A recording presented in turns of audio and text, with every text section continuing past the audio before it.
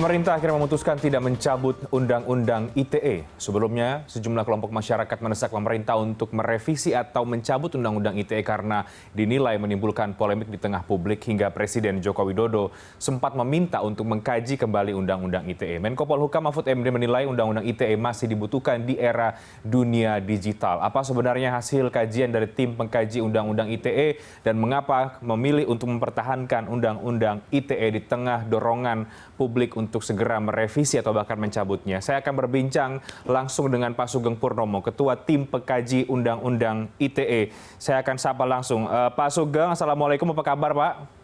Waalaikumsalam warahmatullahi wabarakatuh. Alhamdulillah sehat. Baik, Pak Sugeng, kita akan langsung membahas karena kemarin Pak Menko sudah pemerintah memutuskan bahwa Undang-Undang ITE tetap dipertahankan, Pak. Selama beberapa bulan terakhir kan ada tim kajian ya, yang Bapak pimpin juga. Apakah dalam beberapa bulan terakhir Pak Sugeng memang hasil pengkajiannya menilai tidak ada pasal-pasal yang kemudian bermasalah atau bagaimana Pak dalam beberapa bulan terakhir kajian yang dilakukan oleh tim pengkaji? Iya, jadi tahapan yang dilakukan oleh tim kajian itu kan dimulai setelah kita mendapatkan pengarahan dari Pak Menko Polhukam maupun Pak Menko Info. Kita mengadakan FGD dengan mengundang berbagai pihak. Dari para pihak yang kita undang untuk memberikan pendapat itu jumlahnya kira-kira ada 55 orang seluruhnya. Dan itu tidak satu pun narasumber kita menginginkan perlu dicabut. Dan kita pada saat melakukan diskusi, kita juga tidak berpendapat bahwa ini perlu dicabut. Undang-undang ini memang sangat diperlukan untuk menjaga ruang digital kita tetap bersih, produktif, dan bermartabat. Nah, dari hasil diskusi yang kita lakukan, maka yang diperlukan adalah untuk menyusun pedoman implementasinya sehingga tidak terjadi penafsiran yang berbeda-beda atau yang sering kita dengar adalah salah tafsir. Jadi itu yang dapat kita hasilkan. Di samping tim juga berpendapat Undang-Undang ITE ini perlu dilakukan revisi nantinya, tapi kita memberikan rekomendasi itu kepada Pak Menko dan tentunya nanti untuk perubahan ada tahapan-tahapan yang memang itu menjadi tahapan yang katakanlah bertahap dilakukan. Baik, Pak Sugeng, artinya ada pihak-pihak yang diundang untuk FGD. Siapa saja Pak kelompok-kelompok masyarakat atau lembaga yang kemudian diundang? Karena kan ada banyak pihak yang menaruh perhatian penuh terhadap Undang-Undang ITE. Ada kelompok-kelompok LSM masyarakat juga yang selama ini kita dengar mereka cukup vokal untuk merevisi atau meminta untuk dicabut. Apakah kelompok tersebut juga menjadi bagian yang diundang, Pak Sugeng? Baik, awalnya pada saat kita memulai itu setelah mendapatkan pengarahan dari Pak Menko Polhukam maupun dari Pak Menko Info, kemudian kita mendapatkan pembekalan dari Pak Wamenkumham, Prof. Edi Herit. Dan selanjutnya kita juga mendapatkan penyampaian materi dari Ketua Harian Kompolnas. Nah, selebihnya kita mengundang ada kelompok pelapor dan terlapor yang berhubungan dengan Undang-Undang ITE itu ada 16 orang. Kemudian dari kelompok aktivis, masyarakat sipil, dan praktisi itu ada 13 orang. Kemudian dari kelompok pers itu ada 4 orang, termasuk ada LBH Pers di dalamnya. Kemudian kelompok akademisi itu ada 8 orang. Itu ada beberapa yang dari luar Jakarta juga yang kita undang, termasuk ada Solo dan Jogja, termasuk Bandung, selain Jakarta sendiri tentunya. Kemudian dari kelompok DPR atau partai politik ada 3 orang, dan kementerian lembaga ada 11 orang. Nah, jadi dari hasil diskusi dengan para narasumber itu pada prinsipnya adalah undang-undang ini tetap diperlukan untuk menjaga ruang digital kita tetap baik. Oke. Baik, jadi pertimbangan utama atau menjadi dasar kemudian tidak mencabut undang-undang ITE ini adalah karena untuk menjaga ruang digital yang kemarin juga sempat disampaikan oleh Pak Menko Polhukam, Pak Mahfud MD.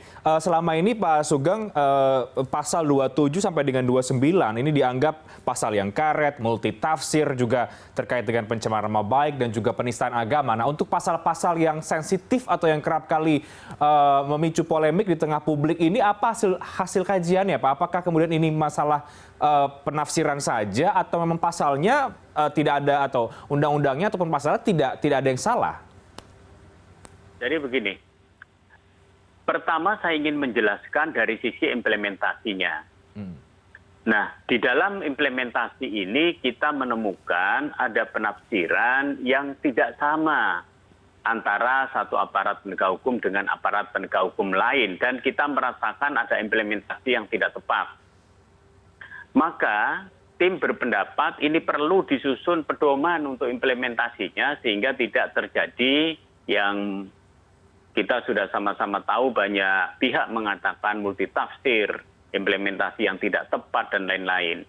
Nah, pedoman ini disusun untuk menjadi katakanlah bagian dari penegakan hukum di Undang-Undang ITE sehingga tidak terjadi lagi multitafsir atau di dalam implementasinya menghindarkan dari hal-hal yang dianggap tidak tepat. Nah, di samping itu, tim kajian juga berpendapat di dalam diskusi dan akhirnya itu menjadi salah satu rekomendasinya juga bahwa pasal-pasal tertentu di dalam Undang-Undang ITE kita itu perlu dilakukan revisi. Kenapa dilakukan revisi? Pertama untuk memperjelas. Dan yang kedua memang kita juga mempertimbangkan putusan Mahkamah Konstitusi nomor 50 tahun 2008 maupun putusan Mahkamah Konstitusi nomor 76 tahun 2017. Ini kan dinamika di dalam penegakan hukumnya. Nah, ini perlu kita sesuaikan sehingga kita merekomendasikan untuk dilakukan revisi pasal-pasal tertentu di dalam Undang-Undang ITE. Pasal-pasal tertentu itu apa saja, Pak Sugeng? Pasal-pasal tertentu itu yang perlu dilakukan revisi ya. Kalau saya bicara revisi, itu mulai pasal 27, ayat 1, ayat 3, ayat 4, kemudian pasal 28, ayat 1, ayat 2, pasal 29, kemudian pasal 36, kemudian ada lagi pasal 45, 45A, 45B, itu yang kita usulkan untuk direvisi. Nah, di samping itu, tim juga mengusulkan untuk mereformulasi ketentuan pasal 14 dan 15 Undang-Undang 146 yang selama ini juga menjadi sorotan narasumber kita dan menjadi polemik di dalam diskusi-diskusi di tengah masyarakat. Sehingga kita mengusulkan untuk direformulasi dan ditempatkan di posisi pasal 45C seandainya nanti dilakukan revisinya. Oke, artinya kalau kemudian tadi Pak Sugeng mengatakan ada pasal-pasal juga yang perlu direvisi, mengapa kemudian ujungnya kita tahu bahwa tidak ada revisi yang cukup besar dalam undang-undang ini, Pak? Hanya minor saja revisinya, soal frasa misalnya, atau penambahan pasal?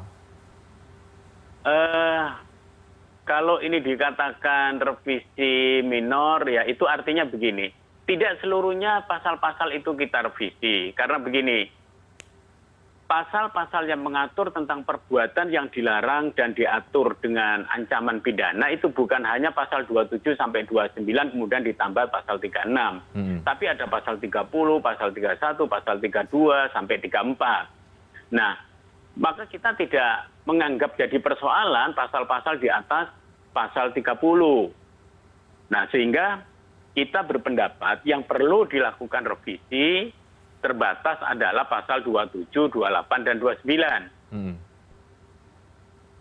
Oke, jadi pasal revisi terbatas 27, 28, dan juga 29. Nah, pada akhirnya ditambah tadi saya sudah terangkan, ini ditambah lagi pasal 36. Pasal 36 ini tidak mengatur secara spesifik tentang perbuatan yang dilarang.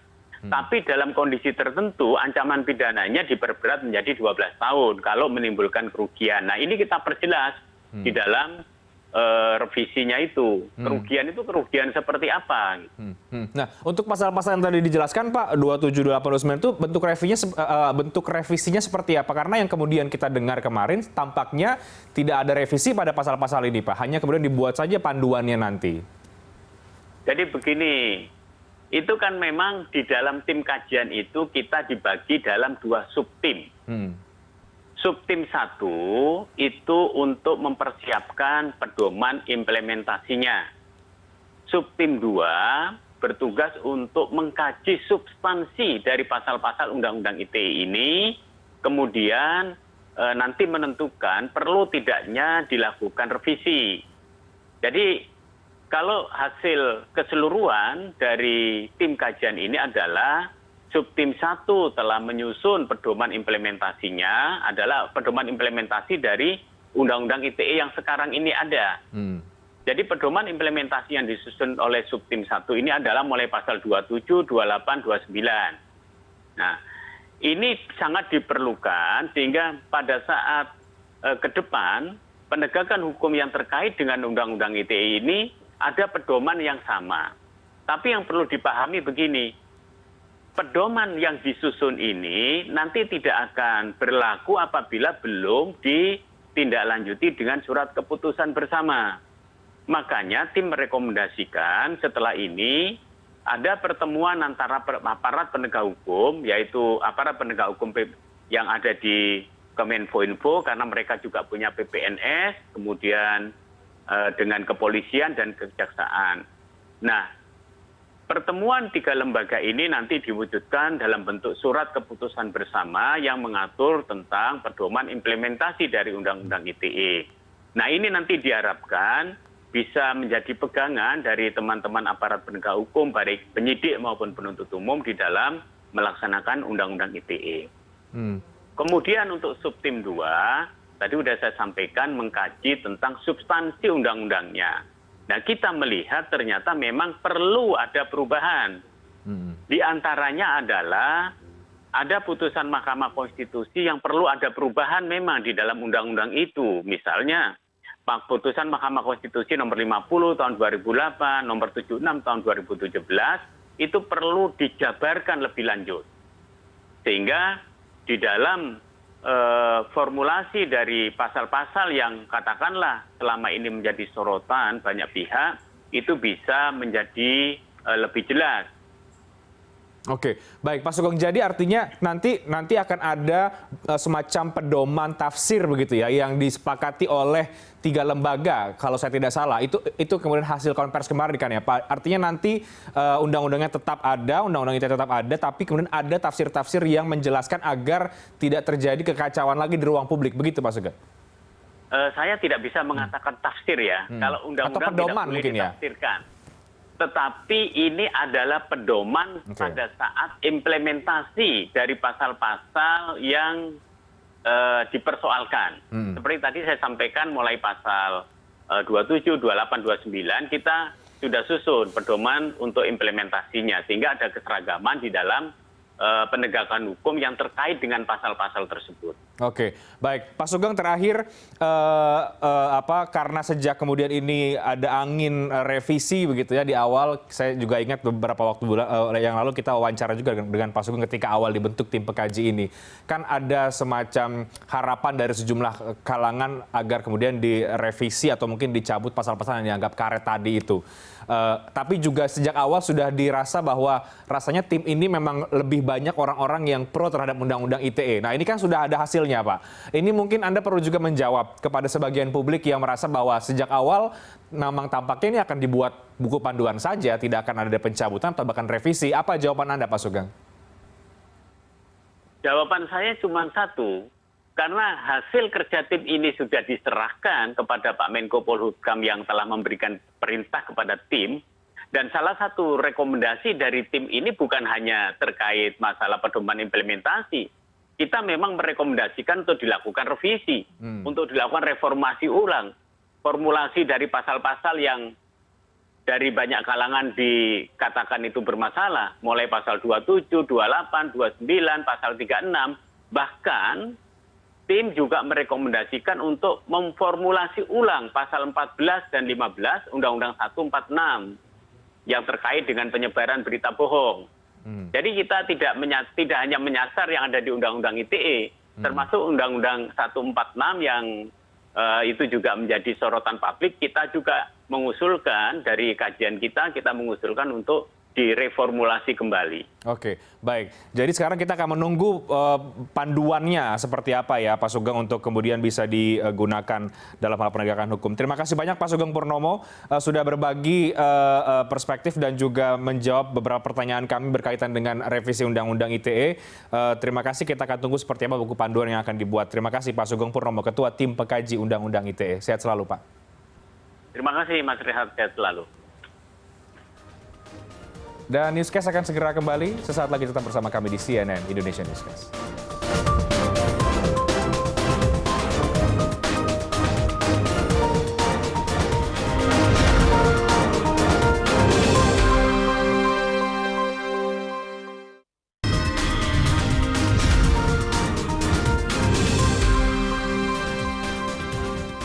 Ya, pemerintah memutuskan tidak mencabut Undang-Undang ITE meski sejumlah kelompok masyarakat mendesak pemerintah untuk merevisi atau mencabut Undang-Undang ITE. Tadi kita sudah lihat apa pernyataan atau tanggapan dari Ketua Tim Pengkaji Undang-Undang ITE Pak Sugeng Purnomo. Lalu seperti apa kemudian masyarakat merespon terkait dengan keputusan pemerintah? Untuk membahasnya, saya sudah bersama dengan dua narasumber yang bergabung.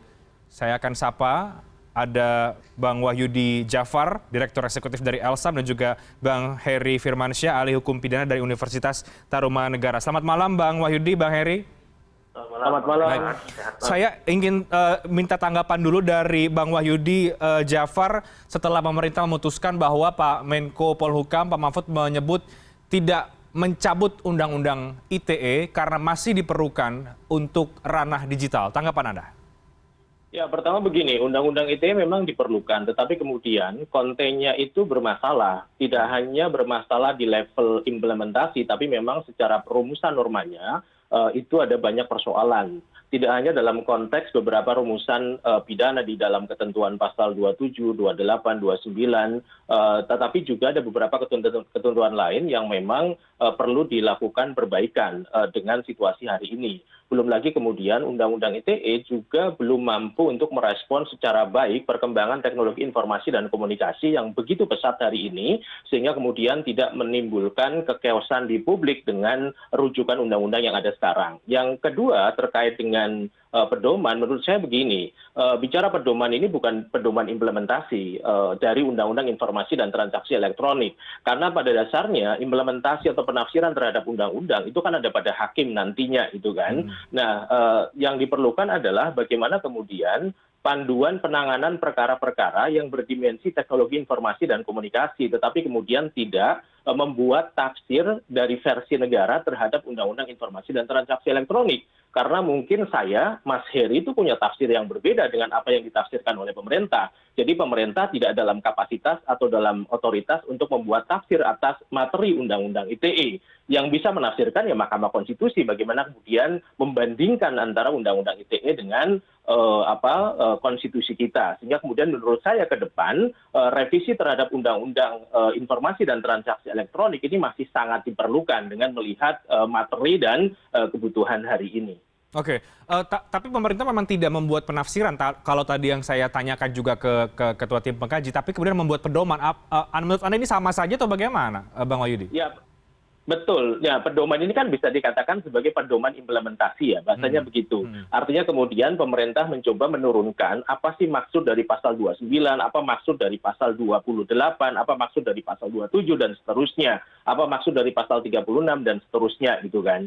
Nah, ini yang kemudian justru membatasi atau kemudian mengambil wewenang yang bukan ada pada pemerintah gitu kan. Nah, oleh karena itu kan kemudian yang perlu ditekankan adalah kalaupun dibutuhkan semacam pedoman itu adalah pedoman penanganan.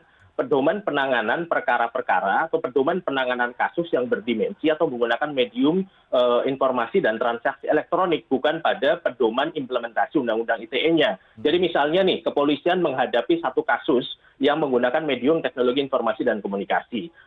Apa kemudian rujukan hukum yang bisa digunakan oleh kepolisian? Apakah Undang-Undang Informasi dan Transaksi Elektronik atau kitab Undang-Undang Hukum Pidana misalnya itu kan? Unsur-unsur yang harus dibuktikan itu apa saja dari kasus itu ketika misalnya harus digunakan Undang-Undang Informasi dan Transaksi Elektronik? Karena sebuah undang-undang itu kan dia harus rigid, dia harus jelas. Apalagi ketika dia kualifikasinya adalah rumusan pidana yang harus memenuhi beberapa prinsip-prinsip dasar hukum pidana ya, prinsip lex serta, prinsip lex stricta dan seterusnya, yang itu kemudian tidak bisa lagi diturunkan ke dalam ruang-ruang penafsiran, ruang-ruang implementasi yang disusun oleh pemerintah karena otoritasnya kan ada pada legislator.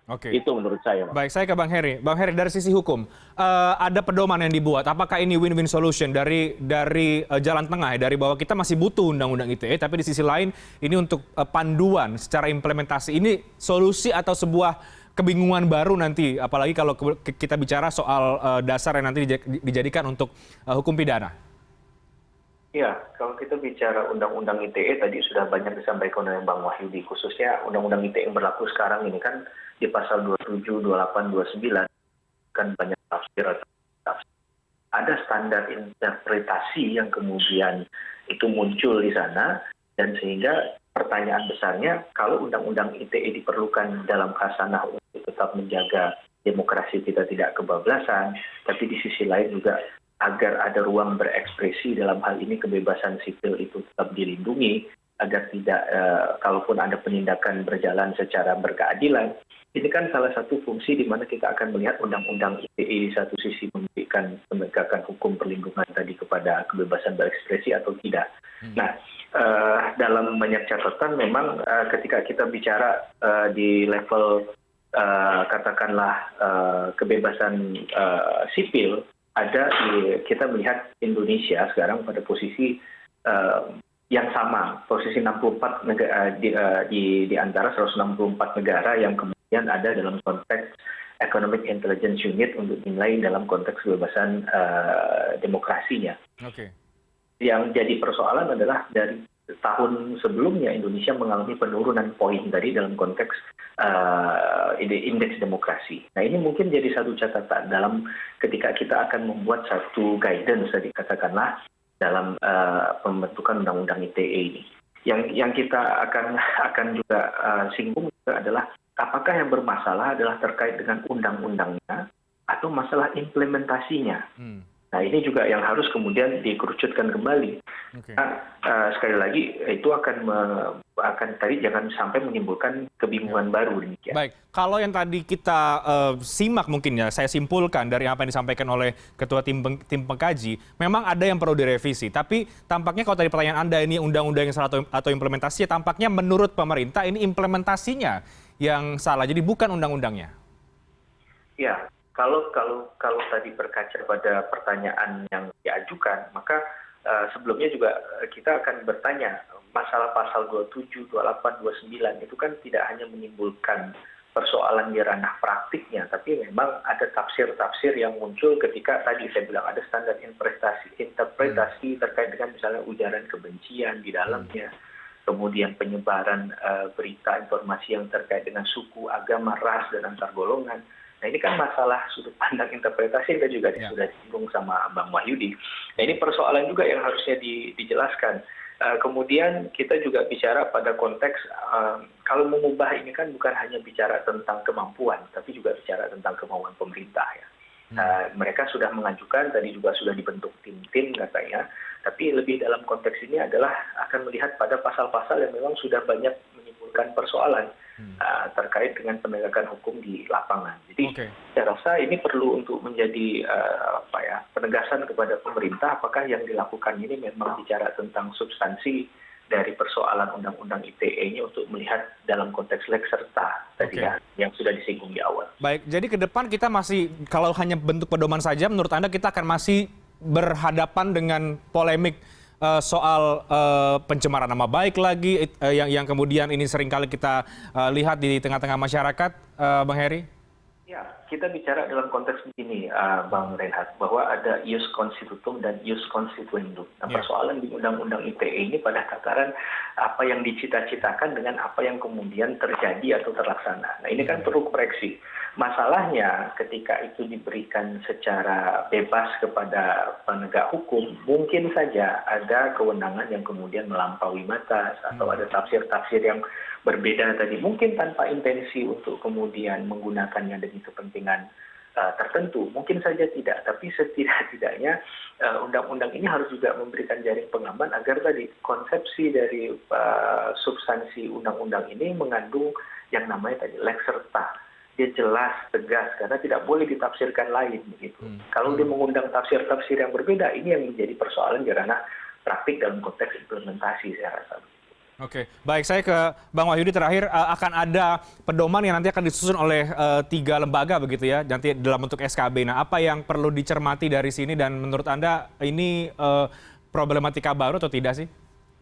Ya, jadi begini, kalau belajar dari pengalaman amandemen pertama Undang-Undang Informasi dan Transaksi Elektronik di tahun 2016, ketika itu kan dicapai satu kesepakatan bahwa ketentuan pasal 27 ayat 3 itu dilakukan perubahan. Tetapi apa yang terjadi ternyata setelah perubahan juga masih muncul banyak sekali persoalan terkait dengan penerapan pasal-pasal pencemaran nama baik. Itu artinya bahwa ketika direspon dengan revisi saja belum mampu menjawab persoalan terkait dengan misalnya kriminalisasi terhadap ekspresi yang sah dan seterusnya. Nah, bagaimana ketika hari ini solusinya hanya semata-mata dengan menggunakan pilihan pembentukan pedoman implementasi itu kan. Ini yang kemudian menjadi tanda tanya gitu kan. Apalagi kan hari ini banyak sekali persoalan tidak hanya semata-mata yang terkait dengan penerapan pasal 27 ayat 3-nya. Yang seringkali muncul misalnya ketentuan atau penerapan dari ketentuan pasal 28 ayat 2 tadi yang disinggung terkait dengan ujaran kebencian. Persoalannya kan kemudian penerapan pasal ujaran kebencian di dalam ketentuan pasal 28 ayat 2 Undang-Undang ITE itu kan tidak berdiri sendiri semestinya. Dia juga mengacu kepada Kitab Undang-Undang Hukum Pidana, ketentuan pasal 156, pasal 157-nya. Nah, yang jadi pertanyaan berikutnya adalah ketika pilihannya adalah pedoman, yang berlaku mengikat itu kan undang-undangnya, yang dia konstitutif bagi kemudian masyarakat secara umum, bagi publik itu kan undang-undangnya. Lalu kemudian pertanyaannya adalah pedoman ini levelnya di mana? Kalaupun kemudian diatur dalam sebuah surat keputusan bersama ini berlaku bagi siapa? Bagi institusi kepolisian, kejaksaan, Kominfo, Mahkamah Agung atau siapa? Apakah kemudian Mahkamah Agung harus tunduk pada surat keputusan bersama yang dikeluarkan oleh pemerintah misalnya? Ini akan membuka banyak pertanyaan lagi gitu kan. Nah, jangan-jangan tadi ketika yang berlaku mengikat hanya undang-undangnya, maka kemudian orang yang tetap akan kembali memberikan penafsiran sesuai dengan pilihan-pilihannya, sesuai dengan rujukan-rujukan teori yang dimilikinya terhadap undang-undangnya. Terakhir, dengan catatan itu menurut saya, karena kalau mengacu kepada program legislasi nasional jangka menengah 2020-2024, Undang-Undang Informasi dan Transaksi Elektronik juga menjadi bagian yang akan diamandemen. Menurut saya penting untuk tetap mendorong proses amandemen terhadap undang-undang ini. Bagaimana kemudian pemerintah bisa membuka komunikasi dengan DPR mengenai peluang untuk melakukan revisi kembali terhadap Undang-Undang Informasi dan Transaksi Elektronik. Tidak hanya terkait ketentuan pidana, tetapi kalau bisa kita membongkar, mendekonstruksi secara menyeluruh undang-undang ini yang menurut kami sapu jagat yang seringkali kemudian membuka persoalan di dalam penerapannya. Baik, tampaknya masih ada peluang untuk kemudian melakukan revisi meskipun kita tahu bahwa kemarin sudah diputuskan sementara tidak dicabut dan menggunakan pedoman. Mari kita lihat seperti apa, karena sekali lagi ini Undang-Undang ITE berkaitan dengan kehidupan masyarakat banyak. Kita akan kawal bersama seperti apa nanti revisi ini. Terakhir mungkin saya ke Bang Heri, singkat saja bagaimana publik harus mencermati pedoman ini seperti apa, karena nanti akan dibagikan ke masyarakat. Singkat Bang Heri. Ya, tentu harus ada sosialisasi yang tepat gitu ya. Nah, edukasi kepada masyarakat juga perlu diberikan bahwa guidance itu kan tidak bisa kemudian nanti menjadi tafsir lagi yang berbeda begitu. Jadi guidance ini menurut saya juga bukan satu-satunya cara untuk menyelesaikan polemik dalam kisruh hadirnya Undang-Undang ITE menurut publik begitu, khususnya dalam pasal-pasal tertentu ya, pasal 27, 28, 29. Nah, ini yang perlu disampaikan juga bahwa stakeholder-nya adalah masyarakat, bahwa penegakan hukum itu kemudian kembali kepada masyarakat juga. Maka tentunya kita yakin dan percayalah pemerintah pasti melakukan ini untuk satu itikat baik itu dalam ranah bagaimana perkembangan hukum. Karena selama ini memang peristiwa konkret dari hukum pidana itu selalu tertinggal dengan aturan hukum itu selalu tertinggal dari peristiwa konkret yang ada. Nah ini salah satu yang kemudian tadi berkaitan dengan revisi tentang perkembangan teknologi yang kemudian bisa diakomodir dalam undang-undang ITE. Itu harapan kita tentunya. Baik, kita kawal bersama seperti apa dinamika kembali ke depan setelah pemerintah memutuskan tidak mencabut Undang-Undang ITE. Terima kasih banyak Bang Wahyudi Jafar, Direktur Eksekutif Elsam. Terima kasih banyak Bang Heri Firmansyah, ahli hukum pidana dari Tarumanegara. Terima kasih, sehat selalu. Selamat malam. Pemerintah resmi melabeli kelompok bersenjata Papua sebagai kelompok teroris. Kita akan berbincang dengan Menko Polhukam Profesor Mahfud MD sesaat lagi bersama dengan rekan saya Eva Yunizar. Tetap bersama kami.